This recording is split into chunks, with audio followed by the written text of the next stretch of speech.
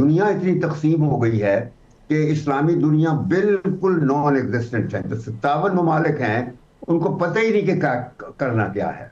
बिल्कुल, उसमें से जो अरब लोग हैं वो अमेरिका के पिट्ठू बने हुए थे और सारे अड्डे दे के जितनी ईरान पे हमला आवरी करवा सकते थे वो करवाई, जिसका फिर जवाब मिल रहा है। तो ये सारी इस्लामी दुनिया जो है वो टोटली स्पॉयल हो चुकी है, खत्म हो चुकी है। ट्रंप खत्म हो चुका है, तो ना यूनाइटेड नेशंस के पास कोई और ऑप्शन है। मैंने कहा ना कि अफगानिस्तान के हवाले से मुझे अब याद आ रहा है कि 1980 में मैं वहां था, अमेरिका में जल आए थे उस वक्त। उस ईरान इराक जंग हो रही थी और उस वक्त फिर हम लोगों ने, क्योंकि वो सोवियत यूनियन ने कब्जा कर लिया था अफगानिस्तान पे, तो हमने फिर एक स्पेशल सेशन बुलाया था जनरल असेंबली का, और वो बड़ी भारी अक्सरियत अक्सरियत से जीता था।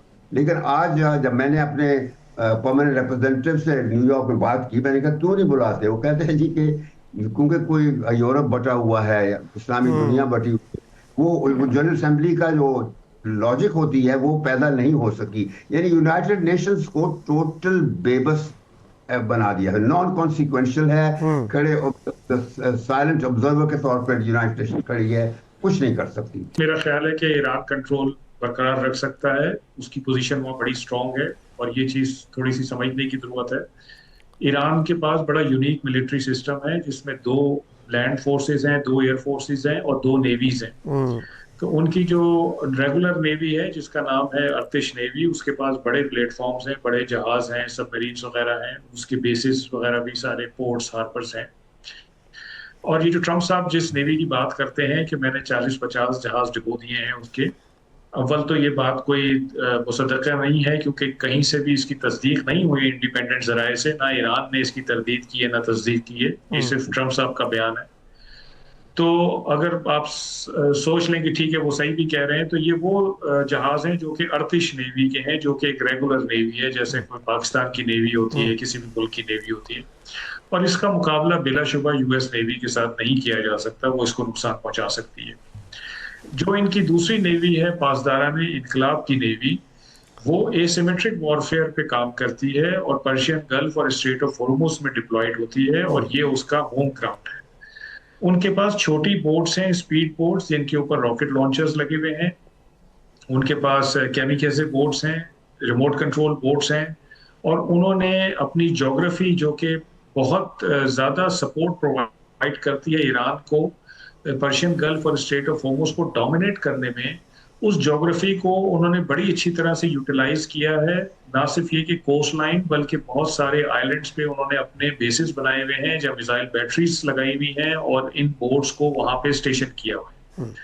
तो ये जाहिर बात है कि शुरू से ही पर्शियन गल्फ और स्ट्रेट ऑफ होर्मुज़ में क्योंकि डिप्लॉयड रहे हैं, तो इनका ये बहुत ज्यादा माहिर है वहां पे चीजों को कंट्रोल करने में। और क्योंकि ये छोटे टारगेट्स हैं, तो ये बड़े जहाजों के नरगे में आते नहीं है, बल्कि बड़े जहाज इनके नरगे में आ जाते हैं।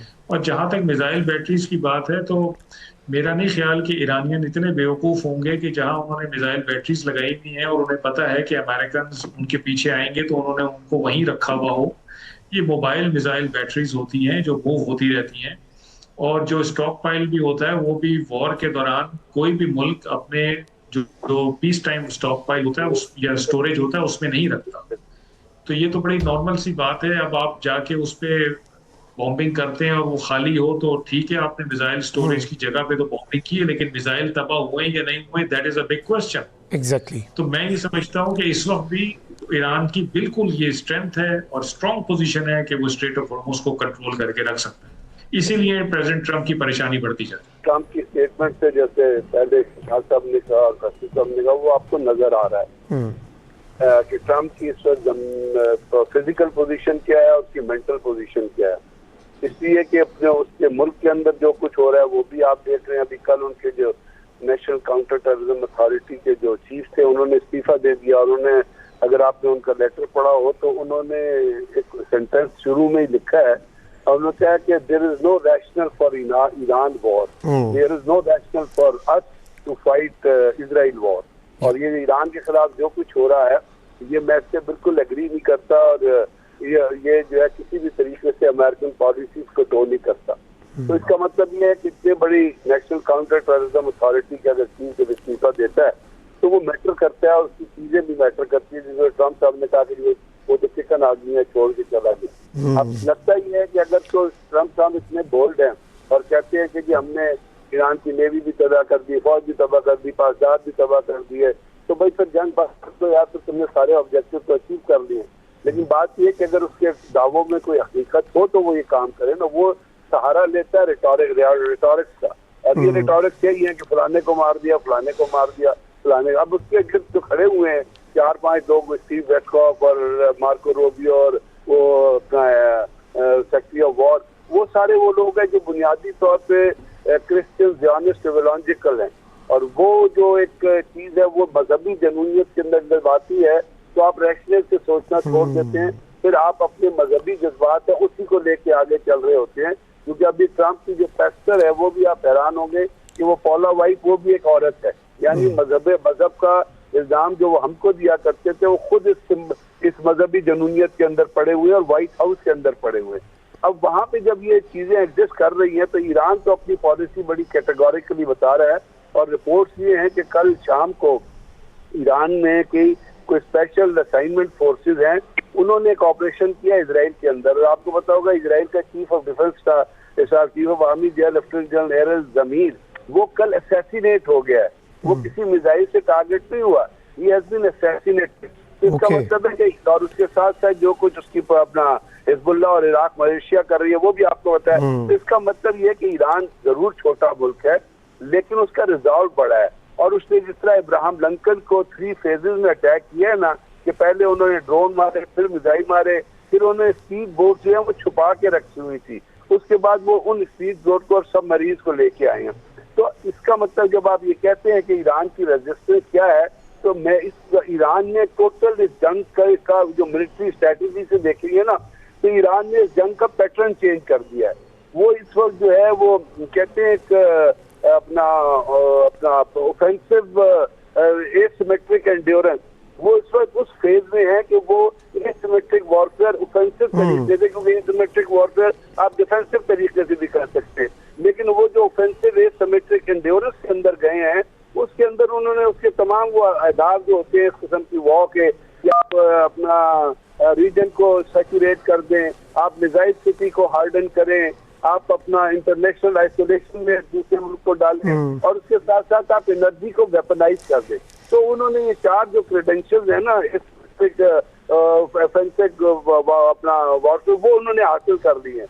तो इसका मतलब ये है कि अगर उनकी तरफ से जंग नहीं रुकेगी तो इस वजह से शमशाद साहब ने कहा कि ट्रम्प जंग तो हार चुका है, लेकिन एज एन अमेरिकन प्रेसिडेंट उसके लिए ये स्वेलो करना, क्योंकि उससे जो तरह बढ़के मारी थी, तो वो आपको पता है बेसिकली एक करेक्टरलेस मैन, वो उसका नाम आप डोनाल्ड एप्स्टीन रख दे तो ज्यादा बेहतर होगा।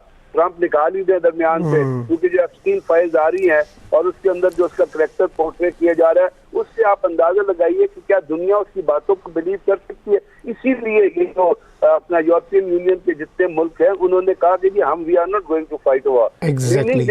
मुझे ये लगता है कि अभी इस जंग का कोई एग्जॉस्टिव लेवल पहुंचना चाहिए।